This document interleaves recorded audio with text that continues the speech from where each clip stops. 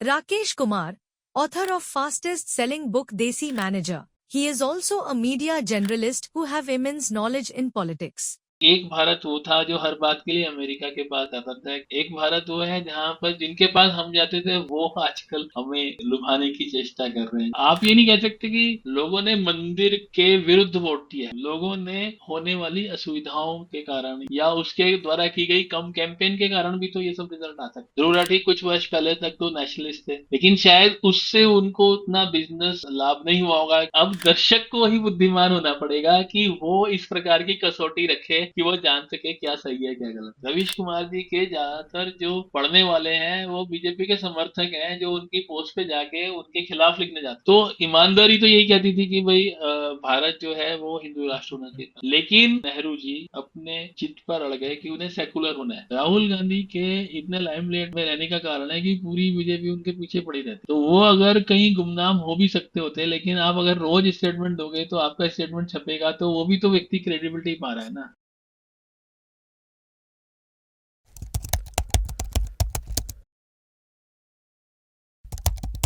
तो आज के पॉडकास्ट में आप सभी का स्वागत है। उम्मीद है आप सबका दिन अच्छा रहा होगा। तो सबसे पहले हमने कैसे चाहूंगा कि वो अपने बारे में थोड़ा सा बताएं। मेरा नाम राकेश कुमार है। आपको और आपके सभी दर्शकों को मेरा नमस्कार।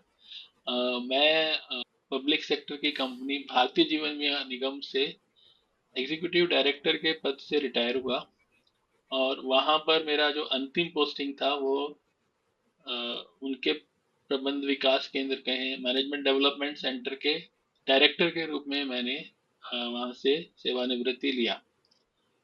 पढ़ने लिखने का शौक मुझे शुरू से रहा, और मैं पत्रिकाओं में लिखता हूँ, इंस्टीट्यूशंस में गेस्ट लेक्चर्स देता हूँ, और मैंने एक पुस्तक भी लिखी है देसी मैनेजर, जिसमें कि वो लोग जो एमबीए नहीं कर सके हैं या एमबीए कर भी लिया है लेकिन ऑन द जॉब कंपनी के बारे में उनको परसेप्शन उस प्रकार के विकसित नहीं हुए जैसे भारतीय परिवेश में चाहिए।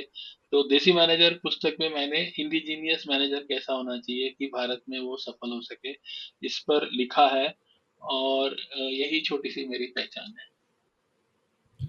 ओके, तो before we delve into the in depth discussion, मैं सबसे पहले आपकी पॉलिटिकल आइडियोलॉजी को समझना चाहता हूँ कि आप किस पॉलिटिकल पार्टी को सपोर्ट करते हो, आपकी विचारधारा क्या है। देखिए, इसको अगर हम चाणक्य नीति से जाने तो वो इस प्रकार से जाता है कि सुख का मूल धर्म है और धर्म का मूल राज्य है। तो यानी कि धर्म को हम कहें कर्तव्य है, तो कर्तव्य को अच्छी तरह से निर्वाह करना है तो आपको राज्य का संरक्षण चाहिए। तो हर व्यक्ति चाहे वो इच्छा करे या ना करे, उसको राजनीति से सीधा जुड़ना पड़ता है।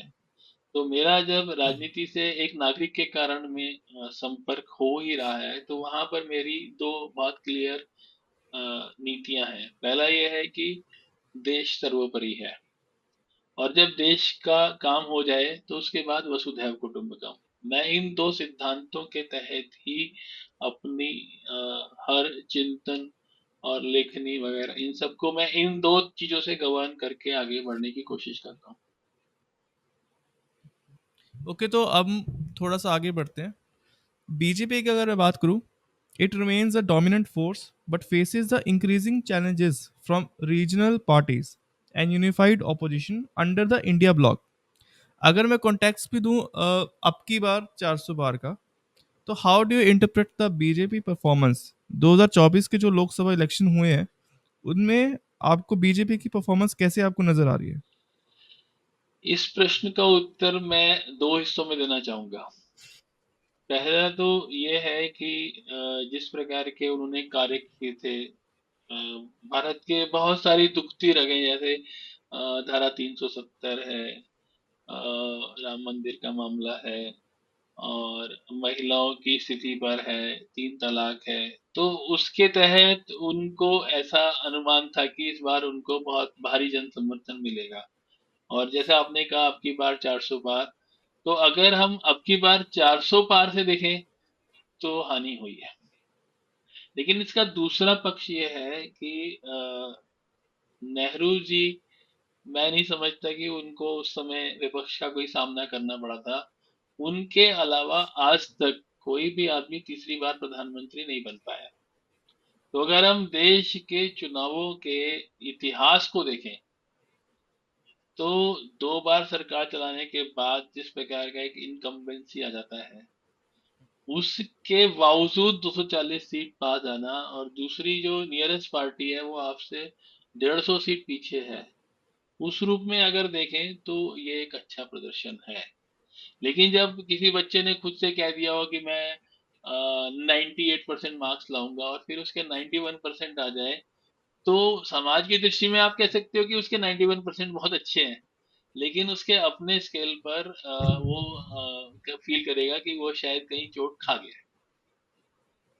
तो आई वांट नो कि आपका सबसे पहले इंटरेस्ट पॉलिटिक्स में कब आया, मतलब when did you get interested in politics? मेरा पॉलिटिक्स में इंटरेस्ट शायद जन्म से ही आ गया होगा, क्योंकि जब हम बड़े हो रहे थे, तो उस समय जिस पहली इवेंट को मैं देख सकता हूँ वो थी 1971 की लड़ाई। उस समय पर जब रेडियो में हम सुनते थे कि भाई पाकिस्तान ने हमला कर दिया है, और उस समय पर दोनों साइड से प्रोपेगेंडा चल रहा था। इधर से कहते थे हाय मेरे आका लुट गया ढाका, उधर से पाकिस्तान रेडियो कहता था कि भाई अब दिल्ली, कल सुबह की चाय दिल्ली पर होगी। और मेरे फादर जो हैं काफी लर्नड व्यक्ति थे, तो वो बीबीसी, आकाशवाणी और रेडियो पाकिस्तान तीनों को सुनते थे।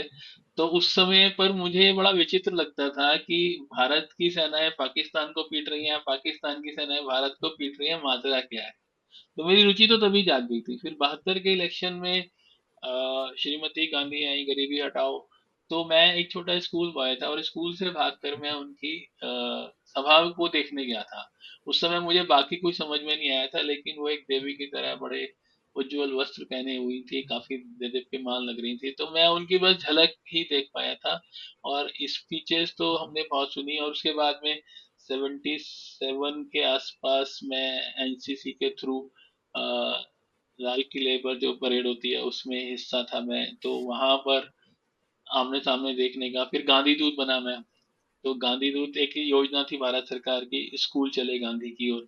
उसमें गांधी जी की किसी किताब पे परीक्षा होती थी, फिर उनमें से स्कूल से एक बच्चा चुना जाता था, तो उसमें भी चुना गया मैं। तो मुझे काका कालेलकर, अज्ञे, बहुत सारे, मतलब विनोबा भावे, सुब्बा राव, गांधीयंस जो जिन्होंने डाकू से आत्मसमर्पण कराया, ऐसे बहुत सारे लोगों को देखने का मौका मिला। तो मैं राजनीतिज्ञ नहीं था, लेकिन उस समय पर मुझे गांधी जी की जीवनी और गांधी दर्शन जो संस्था इसको करती थी, उनके यहाँ पर रविन्द्रनाथ टैगोर, नेहरू, पटेल, गांधी की स्पीचेस के ऑडियोज थे जिनको आप ईयरफोन लगाकर सुन सकते थे। तो इस प्रकार से मुझे मालूम नहीं हुआ कि कब मैं राजनीति से जुड़ गया। लेकिन इसका एक उल्टा पक्ष ये है कि मैंने कभी भी राजनीति में सक्रिय भाग नहीं लिया। मेरा बहुत क्लियर था कि मुझे पढ़ना लिखना है, अच्छी नौकरी करनी है, और उस नौकरी में ये भी मैं सौभाग्य कहूंगा कि जब मुझे एलआईसी में नौकरी मिली, तो वहां पर मुझे सोशल वर्क करने की तनख्वाह मिली। जैसे विधवाओं को क्लेम देना है, एजेंट्स को बीमा बेचना सिखाना है। तो उसके अंदर क्या हो रहा था कि जो सोशल वर्क में करना चाह रहा था वो मैं कर रहा था, मंच मिला हुआ था और साथ में वेतन मिलता था। तो मैं अपने आप को बहुत भाग्यशाली मानता था कि जो मैं करना चाहता था उसे करने के लिए मुझे वेतन भी मिल रहा है और उसके लिए इंफ्रास्ट्रक्चर भी मिल रहा है। जैसे अब आज हम ये पॉड कर रहे हैं, तो आपका इन्वेस्टमेंट है, मेरा इन्वेस्टमेंट है, कैमरा है, लैपटॉप है। लेकिन जब मैंने नौकरी की तो मुझे जैसे मैंने 27,000 एजेंट को सीधा सीधा पढ़ाया, और करीब 1 लाख लोग एजेंट को मैंने अपने आर्टिकल से, ट्रेनिंग से टच किया होगा। इतना बड़ा प्लेटफॉर्म अगर मैं खुद क्रिएट करना चाहता तो मेरी हैसियत में नहीं था। और जिन वीडियोस को, मतलब कि हमने अस्पताल से रिकॉर्ड निकाल कर या उनके हस्बैंड के स्कूल में जाकर उनके लाकर किया, वो सब काम मैं नहीं समझता कि अगर मैं अपने बूते करना चाहता तो मैं कर पाता। तो कुछ ईश्वर की कृपा इस प्रकार से रही कि मैं समाज से कभी दूर नहीं हो पाया। तो जैसे अगर मैं बात करूँ, आपने अपने टाइम में पाकिस्तान के जो टेररिस्ट अटैक्स थे, वो उनको काफ़ी देखा होगा अपने करीब से। क्योंकि मैं उस चीज़ को इतना समझ नहीं पाऊंगा, अगर मैं पढ़ूंगा भी तो हो सकता है मैं उस चीज़ से इतना करेक्ट ना कर पाऊँ, बट मैं जानना चाहता हूँ कि उस टाइम पे कैसी चीज़ें थी, मैं आपके देखिए, पर्सपेक्टिव से जानना चाहता हूँ। इसमें मेरे को एक और सौभाग्य है कि जब मैं गांधी दूत बना उस समय मोरारजी देसाई प्रधानमंत्री थे और गांधी दर्शन के अध्यक्ष थे। तो हम उस समय देख रहे थे कि किस प्रकार भारत सरकार की गांधीवादी नीतियों में रॉ इन सब के ऊपर एकदम से इन्वेस्टमेंट बंद कर दिए गए थे। और फिर जब हम इंश्योरेंस का काम करते थे तो हमने वहां देखा कि इन संस्थाओं में भी हम बीमे के लिए गए। तो एक समय था इनकी मॉर्टेलिटी आम आदमी से भी कम हो गई थी। तो उससे हम अनुमान लगा सकते थे कि शायद इनके ऑपरेशन ना के बराबर चल रहे हैं। उसका लाभ उठाकर पोस्ट बांग्लादेश वार पाकिस्तान की आईएसआई ने काफी उसका लाभ उठाया। एक प्रकार का एक वैक्यूम हो गया कि वो लोग तो कर रहे हैं, हमारी ओर से कुछ नहीं हो रहा। तो उसके कारण से क्या है, जैसे कि किसी को बाई मिल गई हो, दूसरा खिलाड़ी बैटिंग ही नहीं कर रहा है। तो उसके कारण से उस 77 से लेकर मैं समझता हूँ कि अभी 2014 तक हमारी प्रतिक्रिया नहीं थी। तो उन्होंने पहले खालिस्तानी इसके साथ में कोलेब्रेशन कर लिया, फिर कश्मीरी वो हो गया। तो आप अगर देखेंगे उस अब, क्योंकि आपने नहीं देखा है तब भी आप पढ़ सकते हैं कि 90 में जिस तरह से ये कश्मीरी पंडितों के साथ हुआ। तो इसमें काफी समय था जब पहले से मालूम हो रहा था कि मस्जिदों से कहा जा रहा है वो सब हो रहा है। और हम उस समय भी शिथिल थे, लास्ट मिनट में जगमोहन वहां पहुंचे। अगर वो ना पहुंचते तो शायद स्थिति और भयावह होती। तो उसमें जो मेरा अपना एक्सपीरियंस है और जिसे मैं डाटा से देख सकता हूँ, क्योंकि आज आपको सबसे बड़ा सौभाग्य जो हमारी पीढ़ी को नहीं था कि इंटरनेट पे सब कुछ अवेलेबल है। वो 1962 की गोपनीय रिपोर्ट जो है, भगत हेंडरसन रिपोर्ट भी आज इंटरनेट पे अवेलेबल है। हालांकि भारत सरकार ने उसे आज तक जारी नहीं किया है, लेकिन किसी अमेरिकी पत्रकार ने उसको खोज के निकाल लिया और वो आप नेट पे गूगल कीजिए मिल जाएगा। तो आपकी पीढ़ी को ये बहुत एडवांटेज है कि आप वो सब जान सकते हैं जो हमारी पीढ़ी को उपलब्ध ही नहीं था। तो लेकिन हमने काफी दिन तक विश्व के परिदृश्य में अपने आप को कुएं का मेंढक बना लिया था। तो उससे उनको बहुत लाभ हुआ। और आप ये देख सकते हैं कि अगर आप आज भी ना, मतलब ये मेरे एक मित्र ने पाकिस्तान जाने के लिए वीजा अप्लाई किया था। तो उन्होंने उसमें उसको लिखकर इन्फॉर्म किया था कि इस समय हम सिर्फ सिख पिलग्रिम्स और व्यवसायी और इन लोग को वीजा दे रहे हैं। तो इतना क्लियर कट विजिबल है कि वहां पर क्या हो रहा है। लेकिन आज हमारी प्रतिक्रिया है, हमने सर्जिकल स्ट्राइक वगैरह किए, तो एक प्रकार का संतुलन है जो उस समय नहीं था। हमारी भलमनसाहत को हमारी कमजोरी मानकर आप जिस भी शहर में रहे हैं, आपने देखा होगा कि हर हफ्ते 2 हफ्ते में कहीं ना कहीं ब्लास्ट होते थे। आज की तारीख में ये माओवादी इलाके और कश्मीर भर में रह गए हैं। तो ये परिवर्तन हुआ है। और उस समय तो मेरे ख्याल से उनको प्रतिक्रिया की, एक बार हमारे प्रधानमंत्री ने कहा था, हमारे पास प्रमाण नहीं है कि हमारे सैनिक का सिर्फ पाकिस्तान ने काटा है। सिंपल सी बात है, बॉर्डर पर एक आदमी पोस्टेड है, वहां पर भारत और पाकिस्तान के अलावा कौन आ सकता है? अगर भारतीय का सिर कटा है तो कौन काटेगा? लेकिन हमारा स्टैंड जो था वो, हम शांति की तलाश में बहुत ज्यादा हम्बल हो गए थे। और हमारी हम्बलनेस को रेस्पेक्ट के बजाय उपहास का प्रतीक बना दिया गया था। अगर कोई आदमी, जैसे नेहरू जी की पंचशील नीति का चाइना ने जिस तरह से दोहन किया, वैसे ही पाकिस्तान ने भी भारत की सदाशयता का बहुत दुरुपयोग किया। तो how do you see the current situation, अगर फॉरेन पॉलिसी की अगर बात करें आज के टाइम में, और मान लेते हैं 2014 से पहले की और 2014 के बाद की फॉरेन पॉलिसी में आपको क्या चेंजेस नजर आ रहे हैं आपको? मेरे ख्याल से ये क्वेश्चन का आंसर देना बहुत आसान है।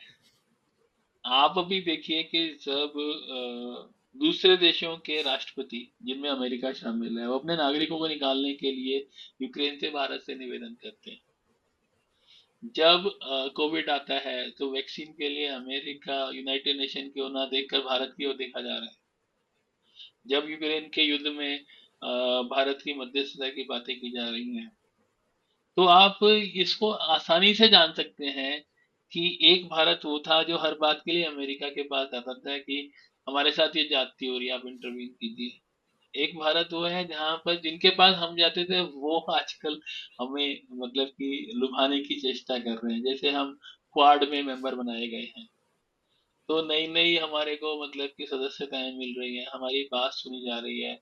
अभी पहले आज से चलिए मैं आपको उदाहरण से बताता हूँ कि जिस समय 65 का युद्ध हुआ, तो इंग्लैंड ने भारत के हथियारों के जो स्पेयर थे, जो जहाज उन्होंने बेचे थे नेट वगैरह, मेरा ये मिराज नहीं, दूसरा था, हंटर होता था, हंटर जहाज को, और उनको उन्होंने दिया हुआ है, तो उनके पुर्जे उनको प्रोवाइड करना था। लेकिन जब युद्ध हुआ उन्होंने मना कर दिया। उन्होंने कहा कि हम नहीं चाहते युद्ध आगे बढ़े, हम दोनों देशों की मदद नहीं करेंगे।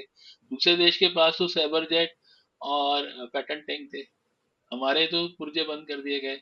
तो एक वो स्थिति है और एक आज की स्थिति है। तो मैं नहीं समझता इसमें कुछ कहने की जरूरत है। आप अगर देखेंगे जयशंकर जी के कितने वीडियो यूट्यूब पे हैं, तो आप जान जाएंगे कि विदेश नीति किस डायरेक्शन में जा रही है। ओके, तो अब मैं थोड़ा सा यूपी अयोध्या की तरफ जाना चाहूँगा कि राम मंदिर बना, उसे एज ए पॉलिटिकल टूल भी यूज़ किया गया इलेक्शन के दौरान, ठीक है, समझ में आता है। लेकिन जो आउटपुट आना चाहिए था, अयोध्या में बीजेपी आनी चाहिए थी, ऐसा लोगों का परसेप्शन है। तो वो बीजेपी नहीं आई, समाजवादी पार्टी आई और उनकी 37 सीट्स आई और बीजेपी की 33। तो how do you see the evolving political इस डायनेमिक्स इन यूपी? प्रश्न को इस प्रश्न को आपको थोड़ा दूसरे एंगल से देखना पड़ेगा। क्या राम मंदिर के कारण से जो सीटें आपके हिसाब से नहीं आई हैं, उनके बदले में क्या राम विरोधी जीते हैं? पहला सवाल तो ये उठता है। तो मुझे नहीं लगता कि किसी पॉलिटिकल पार्टी ने ये साहस किया है कि हम राम विरोधी हैं। दूसरी बात यह है कि कुछ तो उनमें से ऐसे लोग हैं जिनके रिश्तेदार एनकाउंटर में मारे गए थे, वो गैंग के सरगना थे, और उनके रिलेटिव्स को टिकट दिया, वो जीत गया है। तो इसको आप राम मंदिर से कैसे जोड़ेंगे? और राम मंदिर का और अयोध्या का अगर मामला आप देखें, तो उसमें आपको देखना पड़ेगा कि राम मंदिर बनने से हर्ष की लहर कहाँ कहाँ फैली, पूरे देश में फैली। दक्षिण भारत में तमिलनाडु में, जहां पर स्टालिन जी ने कहा कि स्टालिन जी के बेटे ने कहा कि सनातन एक बीमारी है, इसको नष्ट करना चाहिए, वहां पर ये स्थिति हो गई कि 11 सीट पर बीजेपी और अन्ना डीएमके के अगर वोट मिलाएं, तो वो डीएमके से ज्यादा है। बीजेपी का वोट प्रतिशत पहले की तुलना में बहुत बड़ा है। तो वोट प्रतिशत बढ़ने का वहां पे दक्षिण भारत में, वहां पर वोट प्रतिशत के बढ़ने का आप क्या कारण सोच सकते हैं? अगर राम मंदिर का प्रभाव नहीं है तो किसका प्रभाव हुआ होगा? तो मंदिर के बनने से हुआ। लेकिन अब एक और इशू है जिसमें मैं आपको ध्यान दिलाना चाहूंगा कि अयोध्या में ही नहीं, पुरी में नवीन पटनायक जी की सरकार हारी है, जिन्होंने पुरी के आसपास जीर्णोद्धार और मतलब मॉडर्नाइजेशन करने की, यात्रियों की फैसिलिटी बताने बढ़ाने की कोशिश की थी। और वाराणसी में प्रधानमंत्री नरेंद्र मोदी जी का भी वोट प्रतिशत जो है, गैप जो है हारे हुए प्रत्याशी से बहुत घटा है। तो इसको आपको इस तरह देखना होगा कि जब इस प्रकार के बड़े काम होते हैं, तो उसमें जो लैंड एक्विजिशन होता है, जो रोड्स बनती हैं, जो उसमें काम होते हैं, उसमें स्थानीय निवासियों की इच्छा के विपरीत बहुत कार्य हो जाते हैं। तो उस समय पर इसको आप राजनीति के बजाय चेंज मैनेजमेंट में जाइए। जो प्रबंधन में एक विधा है जिसमें जब कोई परिवर्तन किया जाना होता है, तो उसमें चेंज मैनेजमेंट के लिए कंपनीज काम करती है। यहाँ पर देश को लाभ हो रहा है, लेकिन कुछ लोगों की तो जमीनें जो हैं वो सड़क में आ गई हैं, एक्सपेंशन में आ गई हैं। तो उन लोगों तक पहुंचना होता है, उनको समझाना होता है, उनको बताना होता है, और उनके मुआवजों में कहीं कोई प्रॉब्लम हो रही है, क्योंकि प्रशासन है जब काम करेगा तो उसमें। अब जैसे एक छोटी सी बात यह है कि अगर कोई आदमी 400 साल से अयोध्या में, जैसे हमारा मथुरा का घर ले लेंगे आप, तो हमारे यहाँ पे हम जिस मकान में 400 साल से रह रहे हैं, उसका सरकार में तो बहुत रिकॉर्ड मिलेगा, लेकिन हमारे घर में तो नहीं मिलेगा। वो रजिस्ट्री किसने कब की थी, कहाँ थी। अब मुआवजे के टाइम हो कहेंगे रजिस्ट्री लाओ। अगर ये मेरा घर वहां अयोध्या में होता तो मेरे को तो मुआवजा नहीं मिलता, तो उस समय पर जो लोकल प्रतिनिधि हैं उनको ये चीजें रिजॉल्व करनी होती है। और ये अयोध्या की बात नहीं है, यहाँ डैम बने हैं, टिहरी का डैम ले लीजिए, मध्य प्रदेश में एक डैम है मंडलेश्वर में, जिसको एस कुमार ने बनाया था, उसमें मेधा पाटकर जी बैठी। अंत में सुप्रीम कोर्ट ने बनने के बाद डैम को, उस डैम के फाटक लगने से रोक दिया है। तो ये जब परिवर्तन है ना, यहाँ पर जब स्मूथनेस से काम नहीं होता है, और जब मतलब कि जो वहाँ के जनप्रतिनिधि होते हैं वो पब्लिक को कांटेक्ट करके उनकी समस्याओं पर सुनने में चूक जाते हैं, तो आप ये नहीं कह सकते कि लोगों ने मंदिर के विरुद्ध वोट दिया है। लोगों ने होने वाली असुविधाओं के कारण, या प्रत्याशी के बड़बोलेपन के कारण, या उसके द्वारा की गई कम कैंपेन के कारण भी तो ये सब रिजल्ट आ सकते हैं ना। तो वहां पर मैंने ये देखा है हमेशा ही कि जब कोई बड़ा काम होता है, तो जैसे आपके घर में शादी होगी, तो आपके घर के बाहर जो टेंट लगता है उससे पड़ोसी का दरवाजा बंद होता है। तो उधर तो दूसरी ओर तो बारात आ रही है, वो तो जश्न मना रही है, लेकिन पड़ोसी कई बार लड़ पड़ता है। तो जब आप टेंट लगा रहे हैं तो आपको पड़ोसी को अपने साथ लेना होता है, उसके लिए जाना होता है कि भाई साहब आज हमारे यहाँ जागरण हो रहा है, हमारे यहाँ ये हो रहा है, थोड़ा आपको सुविधा होगी। पड़ोसी कहता है कोई बात नहीं। अगर ये ना कहा जाए तो फिर जो दिल में चोट लगती है उसके रिजल्ट तो आपको उठाने पड़ेंगे। ये मेरा मानना ये है कि इस डिबेकल का राम मंदिर से सीधा सीधा लेना देना नहीं है। इसमें कलेक्टर, लोकल प्रत्याशी और व्यवस्था के अंदर जो चीजों को स्मूथ करने का काम होना चाहिए था, वो ना किए जाने का रिजल्ट होना है। ऐसा मैं वहां पर विजिट करने से, दोस्तों से बात करने से, वहां पे वर्कर से बात करने से मेरी समझ में ये आया कि वहां पर रणनीति में त्रुटियां थी। और ये विपक्ष और मीडिया का काम है कि वो एक बार जो एक, अच्छा राम मंदिर क्या सिर्फ बीजेपी का ही लक्ष्य था? क्या उसका गेट 89 में राजीव गांधी ने नहीं खोला था? तो आप ये नहीं कह सकते कि कांग्रेस मंदिर के बहुत खिलाफ थी। आज कांग्रेस का स्टैंड वोट के लिए हो सकता है राम मंदिर से डिस्टेंस रखने का हो, वो उद्घाटन में नहीं गए हैं, लेकिन राम मंदिर के 76 साल के मुकदमे का इतिहास देखेंगे तो कोई पार्टी ऐसी नहीं निकलेगी कि जिसने कभी ना कभी उसमें हिस्सा नहीं लिया है। अगर किसी पार्टी ने ना भी लिया हो, उसके वर्कर्स ने जरूर लिया होगा। तो आप राम मंदिर को सीधा सीधा चुनाव से नहीं जोड़ सकते। अगर मैं बात करूँ मार्केटिंग स्ट्रेटजीज की, एक जैसे एडवर्टाइजमेंट की अगर बात करें कि वॉर रुकवादी पापा, एक वो वाली थी, और दूसरी थी, दूसरी मुझे अभी याद नहीं आ रही, दूसरा एक एक स्लोगन था बेसिकली कि जो राम को लाए हैं हम उनको लाएंगे। तो आई थिंक ये मेरा मानना है कि ये जो मार्केटिंग स्ट्रेटजीज थी इनकी बीजेपी की, ये बैकफायर कर गई इन लोगों के लिए। मैं इसको ऐसे कहूंगा कि जब आप परीक्षा देने जाते हैं तो आप एग्जामिनर को चैलेंज नहीं कर सकते। आप ये नहीं कह सकते कि मैं तो इतने परसेंट मार्क्स लाऊंगा ही। तो इसमें एग्जामिनर वोटर है, तो वोटर से तो यही कहना था कि भाई आपने सहयोग दिया तो हमने 10 वर्ष काम किया, और अभी आपका फिर से सहयोग चाहिए। तो ये एक पोलाइट स्टेटमेंट होता था। आपने कहा अब की बार 400 पार, तो इसका मतलब मेरी क्या जरूरत है। ये इसमें मैं साइकोलॉजिकली देखता हूँ।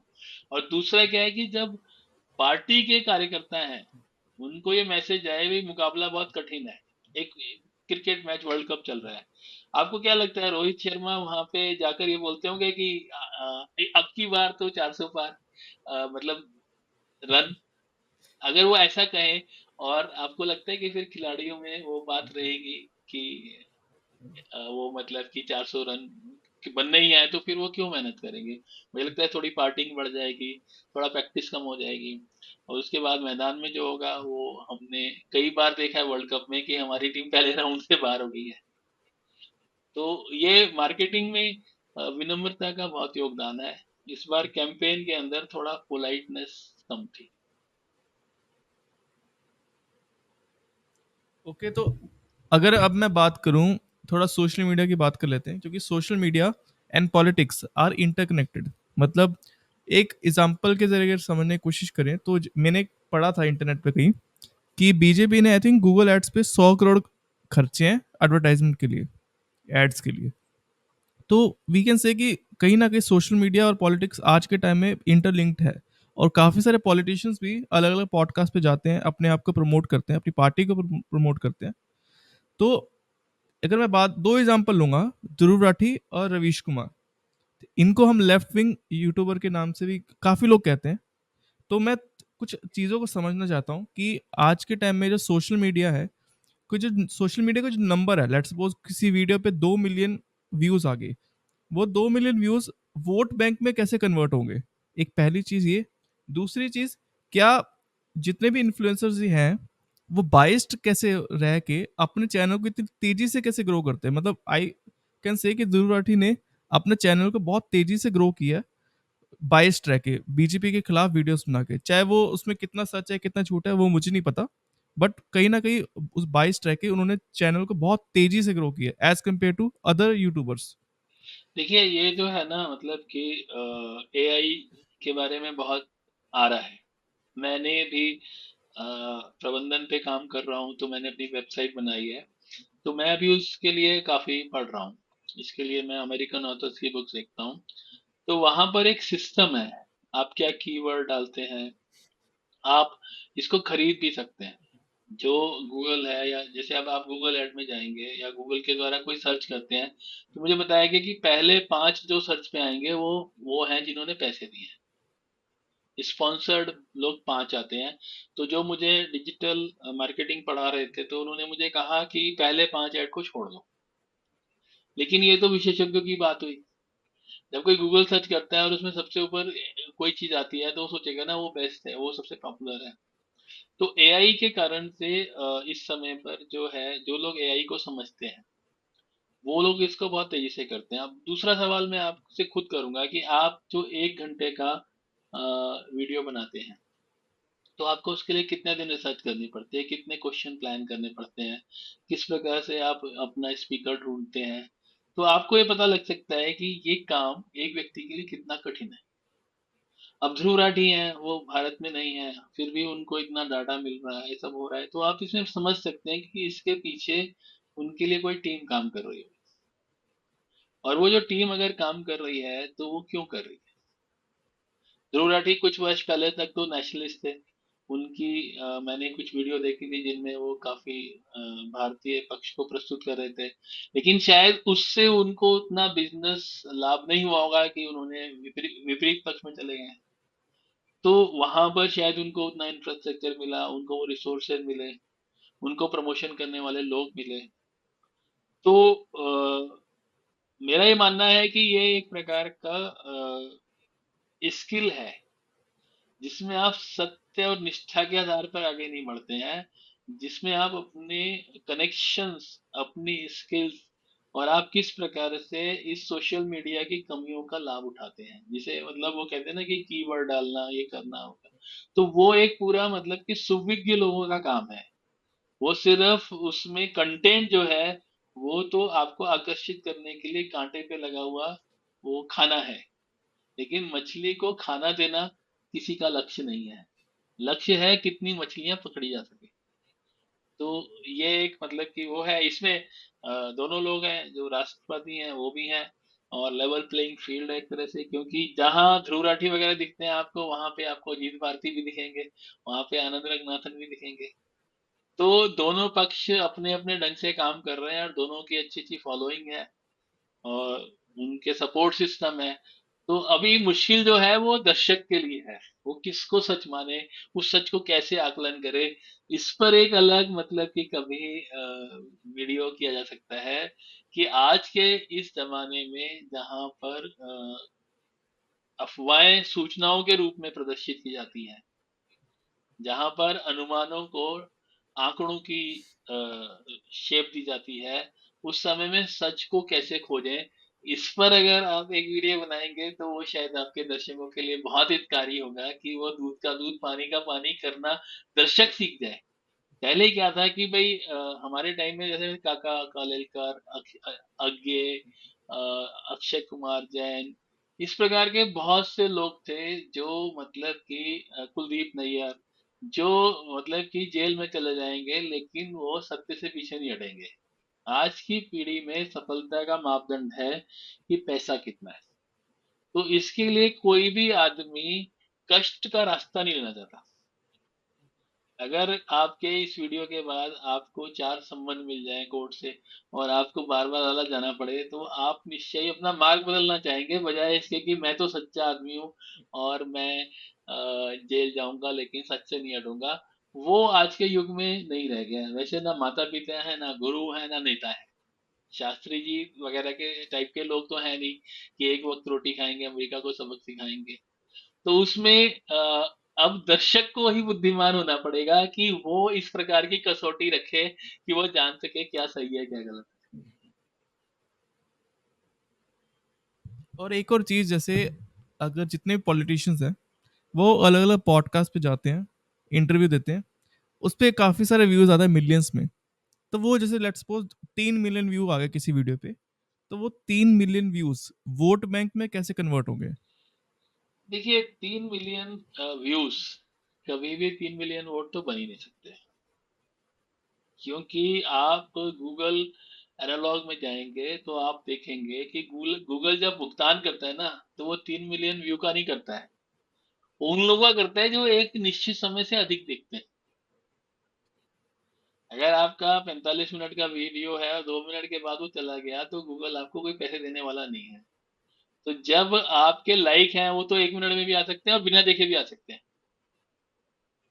आप मेरे दोस्त हैं, तो आपका मैं वीडियो आता है रोज लाइक मार देता हूँ, तो उससे आप वोट की बात कर रहे हैं, मैं कहता हूँ आपको दर्शक भी नहीं मिला।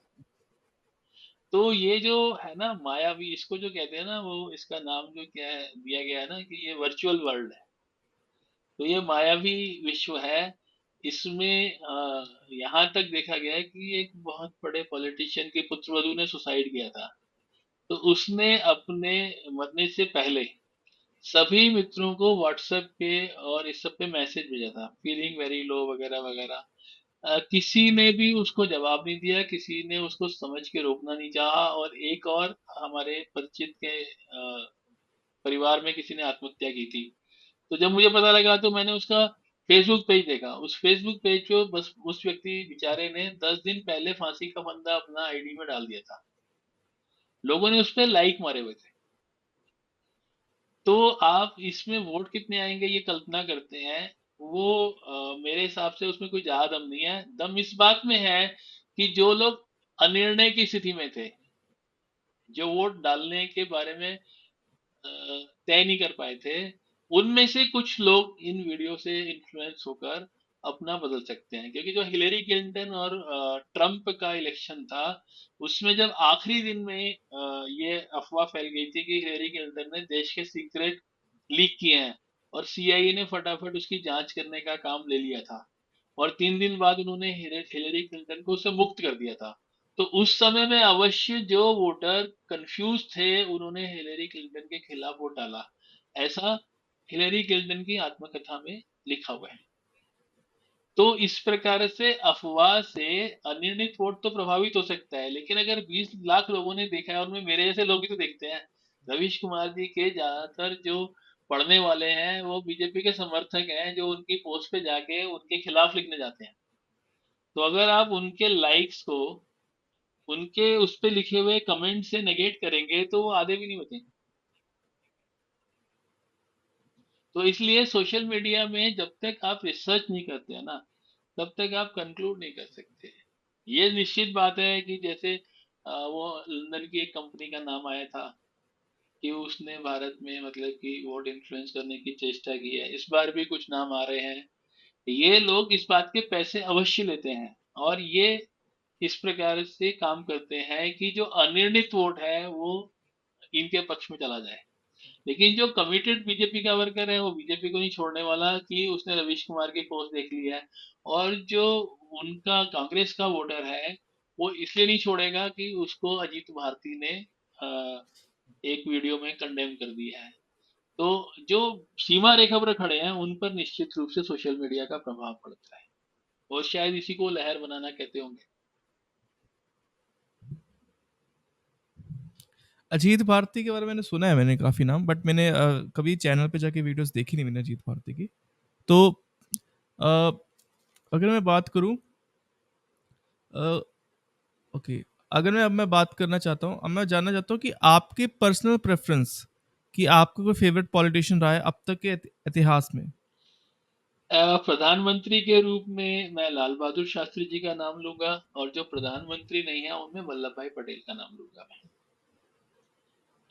वल्लभ भाई पटेल जैसा व्यक्ति शायद अब भारत के इतिहास में होना दोबारा बहुत मुश्किल है, कि जिसको बहुमत मिला हो, एब्सोल्यूट मेजोरिटी मिली हो, उसके 400 पार वाला स्थिति था। इसके बावजूद गांधी जी ने कहा कि मैं चाहता हूं कि नेहरू जी प्रधानमंत्री बने, और उन्होंने अपना अधिकार छोड़ दिया। उनकी ईमानदारी का ये आलम है कि जब उनकी डेथ हो गई तो उनकी बेटी जो है मणिबेन, वो आई कांग्रेस के कार्यालय में, और उन्हें बताया कि पापा के पास इतने पैसे थे जो उन्होंने कांग्रेस के फंड में जमा करने थे, उन्होंने वो पैसे दे दिए। इस तरह का उदाहरण नहीं मिलता। और लाल बहादुर शास्त्री जी विनम्रता की मूर्ति थे, और मतलब कि स्टील की उनकी रीढ़ की हड्डी थी, क्योंकि जब आपके सेना के जनरल कहें कि हमारे पास पाकिस्तान से लड़ने के लिए पर्याप्त बारूद गोला नहीं है, हमने तैयारी नहीं किया, पाकिस्तान ने पूरी तैयारी की है, तो शास्त्री जी ने उस समय पूछा कि अगर हम कश्मीर में तैयार नहीं है तो कहीं ना कहीं पाकिस्तान भी तैयार नहीं होगा। तो उनको बताया गया कि राजस्थान से सेना हटाकर कश्मीर में लगाई गई है। तो शास्त्री जी ने कहा राजस्थान में फ्रंट खोल दिया जाए। ना तो उससे पहले कभी ऐसा हुआ, ना उसके बाद कभी हुआ कि जहां पर युद्ध नहीं हो रहा है वहां का, इवन कारगिल में हमने ऐसा नहीं किया। कारगिल के दाएं बाएं हमने युद्ध नहीं खोला, लेकिन शास्त्री जी जैसे सरल व्यक्ति ने इतना कठिन निर्णय लिया कि अगर हम कश्मीर में हल्के पड़ रहे हैं तो हम जहां तगड़े हैं वहां करें।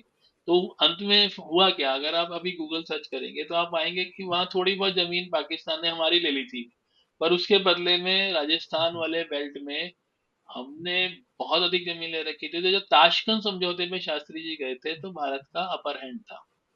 हालांकि पाकिस्तान उस छोटे से टुकड़े के कारण अपने को विजेता कहता है, लेकिन आप अगर दोनों की स्थिति का आकलन करेंगे तो आप देखेंगे कि वहां पर हम विनर के रूप में गए थे। और ताशकंद समझौते के लिए जो रूस को मध्यस्थता करनी पड़ी थी, वो इसलिए करनी पड़ी थी कि भारत कुछ लीनियंट हो जाए। तो शास्त्री जी का दूसरा क्या है, भ्रष्टाचार के उन्मूलन में उनके समय में ही ये जो केंद्रीय सीवीसी सेंट्रल विजिलेंस कमीशन है तब बना था।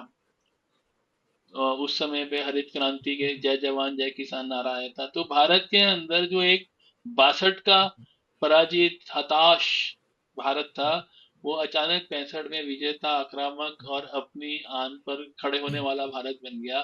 तो ऐसा अद्भुत ट्रांसफॉर्मेशन मैं नहीं समझता कि किसी और व्यक्ति ने भारत की, क्योंकि मैं तो उस समय छोटा था। मेरी माँ ऐसा कहती है कि वो 1965 की लड़ाई के लिए शास्त्री जी को मिलने गई थी, तो उन्होंने कुछ स्वेटर बुने थे वो दिए थे। तो वो जो मतलब कि मैं अपने माता से, मैंने अपने स्कूल टीचर, मेरे स्कूल टीचर मनोहर लाल जी थे, तो वो हर वर्ष हमें सुनाते थे कि किस प्रकार से शास्त्री जी ने आम आदमी के अंदर स्वाभिमान जगा दिया था। तो ये दो लीडर्स को मैं मानता हूँ। और वर्तमान प्रधानमंत्री को भी मैं इस मामले में काफी आगे मानता हूँ, लेकिन मेरे हिसाब से वो थोड़ा जो मतलब कि अपने अपोजिशन का मजाक उड़ाते हैं, वो वाला हिस्सा अगर कम हो जाए तो कार्य उनका भी बहुत अद्भुत है। तो what do you think about Rajiv Gandhi? Rajiv Gandhi के बारे में आप क्या सोचते हो? आप राजीव गांधी कहना चाहते हैं या राहुल गांधी? राजीव गांधी, राजीव जो राहुल गांधी के जो फादर थे। फादर थे। राजीव गांधी जी के बारे में अगर उस समय के उनके जो सोमैया के नाम से ना गृह सचिव थे, उनकी आत्मकथा है ऑनेस्ट ऑलवेज स्टैंड अलोन। उसके अनुसार अगर आप पढ़ेंगे तो फिर आपको ऐसा लगेगा कि राजीव गांधी के पास राजनीतिक कौशल नहीं था, पर उनकी नीयत अच्छी थी, और उनके आसपास काफी चाटुकार लोग इकट्ठे हो गए थे जो उनको सही स्थिति बताने में असमर्थ थे। जैसे शाहबानू के केस में लें तो आप आरिफ खान जी का इंटरव्यू अगर देखेंगे तो आरिफ खान जी कहते हैं कि उनको राजीव गांधी ने बुलाया और कहा कि हमें इस स्थिति को सुधारना है, तो लोकसभा में आपको 3 तलाक के विरोध में बोलना है।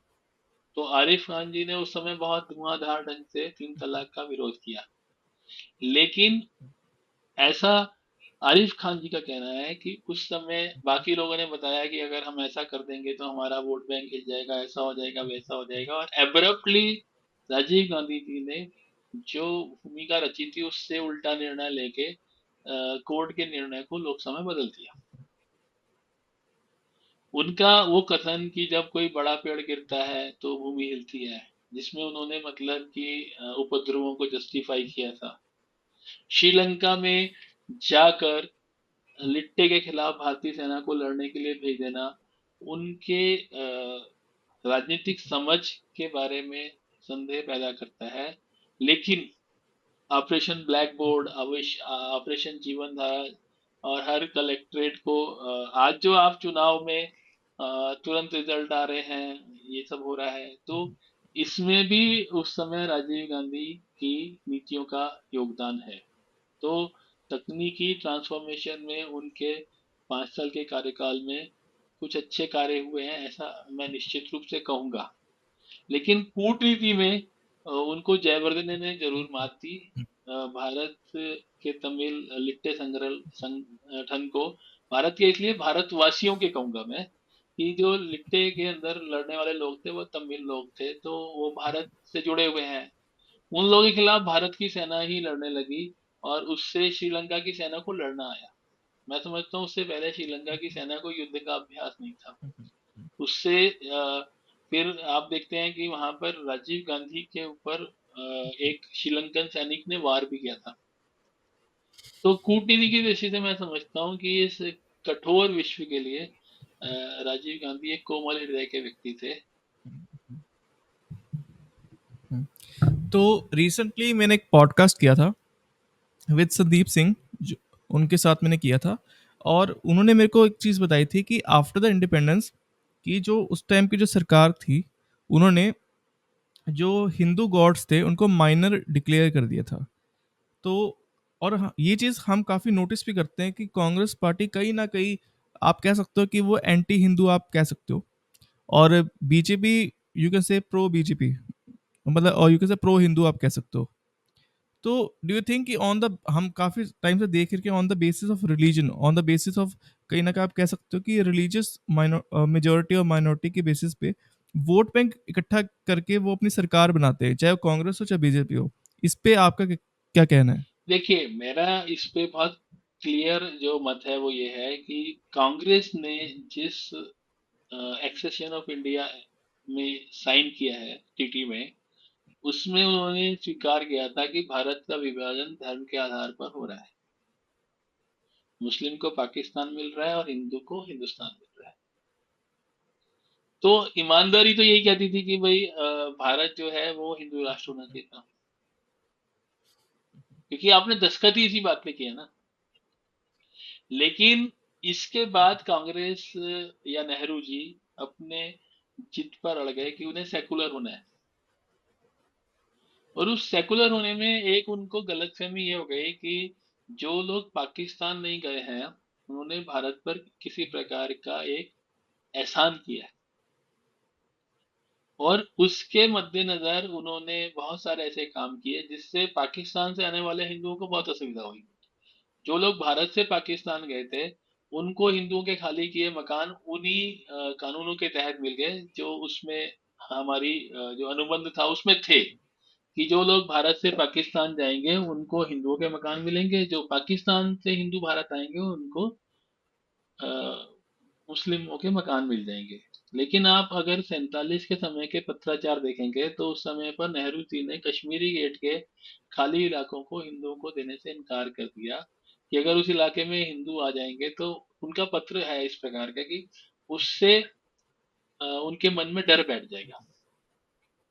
तो क्या हुआ कि जहां पृथ्वीराज कपूर की हवेली, दिलीप कुमार के मकान बड़े बड़े जो हैं वो भारतीय राजाओं के महल वहल वो सब उनके घर बन गए, वहीं भारत में आए हुए हिंदुओं को किंग्सवे कैंप, पुराना किला, अब वो देखेंगे ना भाग मिल्खा भाग, तो उसमें वो मिल्खा सिंह का परिवार पुराने किले के नीचे बने हुए कैंप में रह रहा है। तो इस प्रकार का एक आप कहेंगे कि दूसरे दर्जे के नागरिक का व्यवहार हुआ। तो उस समय उससे भी कुंठा आई थी, जिसका नुकसान गांधी जी के रूप में हमने देखा है, और दुर्भाग्यपूर्ण है वो।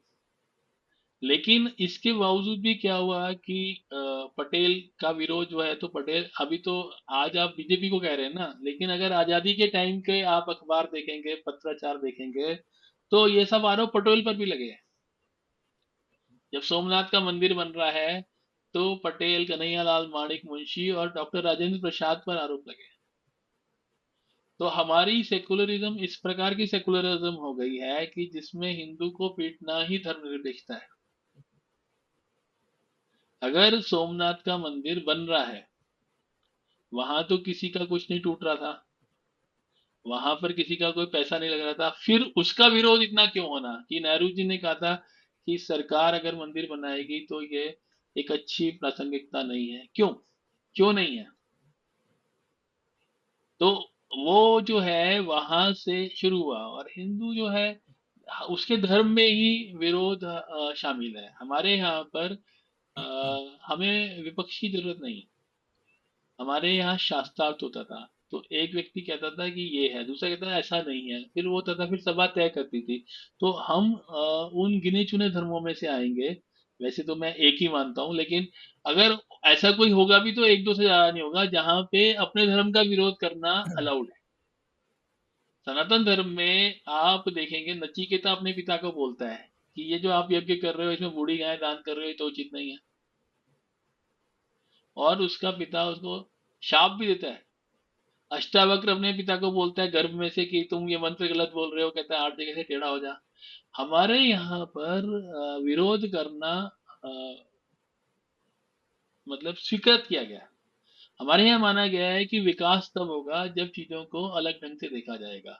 तो हिंदू को इससे बहुत अंतर नहीं पड़ता है कि उसके धर्म पर कोई टीका टिप्पणी कर रहा है, क्योंकि उसके धर्म में पहले से है। आप देखेंगे अनाचारवाद है, तो उसमें वो क्या कह रहा है? हम कह रहे हैं भगवान है, वो कहते हैं कोई भगवान नहीं है। हम कहते हैं कि हमें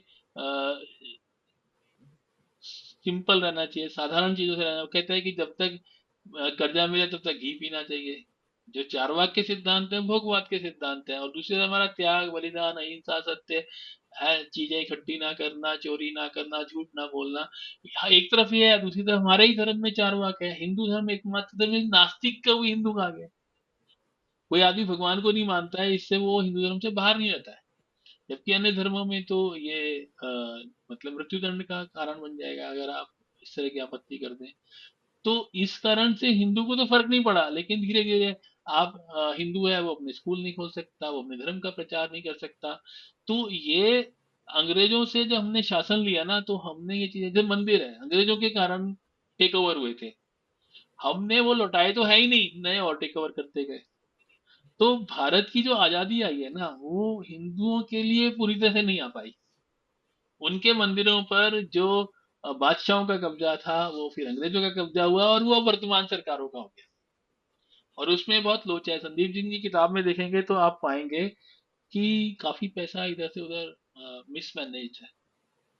तो उसकी प्रतिक्रिया करते करते अब धीरे धीरे धीरे धीरे हिंदू उस दिशा में जा रहा है जिसमें वो नहीं जाना चाहता। उसको अब मतलब कि धीरे समझ में आ रहा है। वक्फ बोर्ड है, उसको आपने इतनी पावर दे दी, वो जिस प्रॉपर्टी को चाहे अपना कह दे, और फिर हाई कोर्ट के बिना वो मुक्त नहीं होगी। तो आप बाध्य कर रहे हैं लोगों को कि वो अपनी उदारता को अपनी कमजोरी माने और उस कमजोरी को छोड़ने की कोशिश करें। ये एक देश के लिए अच्छी बात नहीं है। न्याय और व्यवस्था को ये काम करना चाहिए। लोगों को ये अनुमति नहीं मिलनी चाहिए कि वो न्याय पाने के लिए अपनी मनमानी करें। लेकिन सिस्टम इस तरह का हो गया। अब दिल्ली में एक फ्लाईओवर के ऊपर मजार बनी हुई है। हुआ ये कि पहले नीचे मजार थी, जब फ्लाईओवर बना तो आमदनी कम हो गई, क्योंकि अधिक वाहन ऊपर से आ रहे हैं, उन्होंने उठा के ऊपर मजार बना ली। अब सरकार में इतना दम नहीं है कि उस मजार को आपत्ति करे। भाई फ्लाईओवर पे कैसे दफनाया गया होगा, कोई बताइए। मजार के लिए तो एक बॉडी होनी चाहिए ना। नीचे मजार है, ऊपर शिफ्ट हो गई। तो ये चीजें हैं जिन पर हमें एक सक्षम प्रशासन के रूप में कार्य करना चाहिए। और हमें दोषियों को दंड देना चाहिए। हमें उनकी जाति, धर्म या उनके कनेक्शंस को नहीं। जैसे भी पुणे का वो आप एक्सीडेंट ले लो, तो अब उसमें क्या हो रहा है ना कि पुणे में वो एक्सीडेंट किसने किया है पे फैसला हो रहा था, ना कि एक्सीडेंट में गलती किसकी है।